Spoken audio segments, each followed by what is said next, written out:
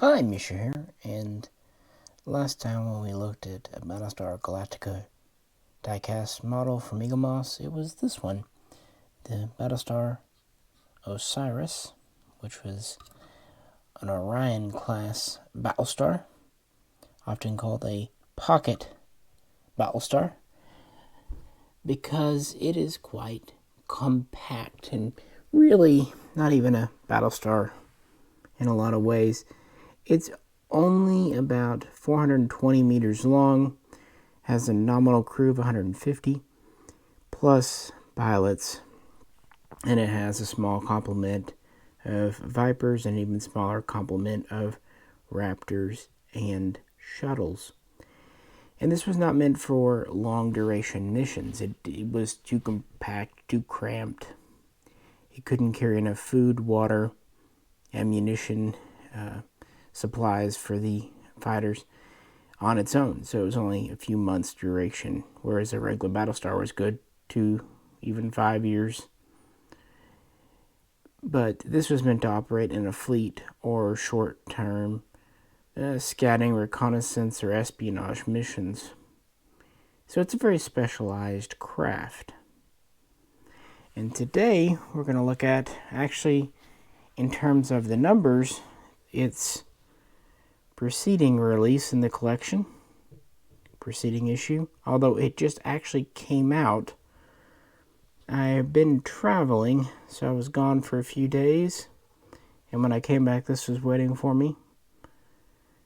So even though this was actually supposed to be out before the Osiris, it came out a couple of months after. Here we have the Loki Heavy Cruiser. This is a fleet support ship, and this is what would resupply vessels like the Osiris, the Orion class pocket Battlestars, or the Odin class types like the Valkyrie. This is not a Battlestar. This is not even really an offensive warship. This is a supply ship, a hub, if you will. And like the Osiris, this is from Blood and Chrome, another diecast model from Eaglemoss. And it's quite large. In universe, it's just shy of 720 meters long, so 300 meters longer than our little pocket Battlestar. It's even longer than the Valkyrie Battlestar, which is about 650 meters. And it's quite wide. We have kind of this primary section up here, the alligator head. And then we have a tri-hull design in the back. One on the bottom, two on the sides. And then we have this pod or dish area on top. And those would be for cargo. We don't know the crew. We don't really know inside. But we do know these were assigned to battle groups, Battlestar groups, usually 2 or 3 per group. And they were a supply hub for munitions, fuel, food, water, what have you. This has 81 separate cargo bays.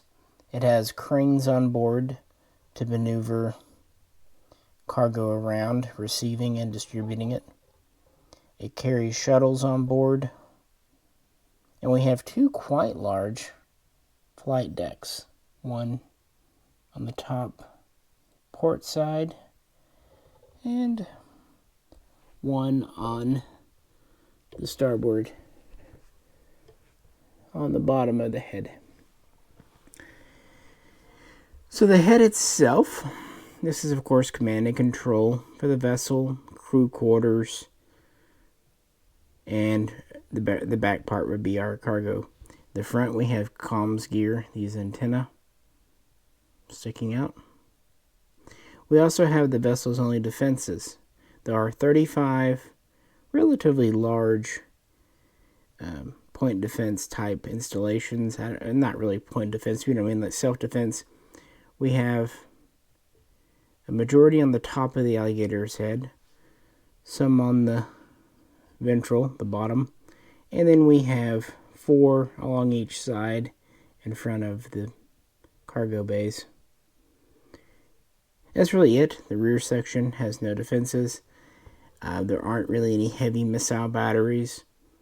We do have a total of 9 sublight engines, 3 on each of these long cargo pod sections. I would presume this would also contain cargo. This disc could also be a landing platform, a distribution hub for the vessel. It is quite large for what it is. For example, the Galactica herself is 12 to 1400 meters long, so about double the length, but this has a lot of bulk, a lot of mass to it as well. And it's all dedicated to a specific purpose. It would not have Vipers on board, unless maybe it was ferrying a squadron to the fleet for replenishment. Same goes for Raptors. They would have shuttles on board for resupply missions, pretty obvious. It is FTL capable, and it served during the first Cylon War, and most likely was in service after that as well. It's quite a large model, and it came in one of the biggest boxes I've seen in this collection here. It's on the normal stand. It just sits. These stands are quite well thought out from the Battlestar Galactica. They don't clip on or put pressure. They just are cradled. Let me just flip this over.